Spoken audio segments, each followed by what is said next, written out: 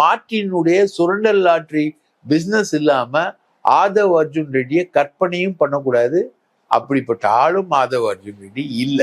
வெளிப்படையா அவர் வந்து சமூக நீதி, அம்பேத்கர், பெரியார் அப்படிலாம் பேசினாலும் சுரண்டல் லாட்டரி தான் அவங்களோட பிரதானமா இருக்கு. அதைதான் அவர் ரெப்ரசென்ட் பண்ணுவார். சமூக நீதி, அம்பேத்கர், மகாத்மா காந்தி அதெல்லாம் வந்து ஆட்சியில் பங்கு, அதிகாரத்தில் பங்கு, இதெல்லாம் சும்மா. அல்டிமேட் எண்டுன்னா பாண்டிச்சேரியில லாட்டரி கொண்டு வரணும். சார்லஸ் இறக்கி விட்டுருக்காரு மகனை. ரைட்டா, தமிழ்நாட்டுக்குள்ள வந்து ஏதாவது ஒண்ணு பண்ண முடியுமா அப்படின்றத திமுக ட்ரை பண்ணாரு. திமுக வெளியில துரத்தினோன்னா விசிகா வெளியில துரத்தினோன்னா அதிமுக வெளியில துரத்தினோன்னா தாவேகால போயிட்டு உட்காந்துக்கிட்டு அந்த விகடன் விழா அந்த விஷயங்களுக்குள்ளெல்லாம் போறாரு. இவர் வந்து எப்பவுமே அதிமுகவோட கூட்டணி வைக்கிறதுல இவருக்கு வந்து ஒரு பெரிய இன்ட்ரெஸ்ட் இருக்கு. ஏன்னா அதிமுக தான் தமிழ்நாட்டில் இருக்கக்கூடிய மிகப்பெரிய கட்சி.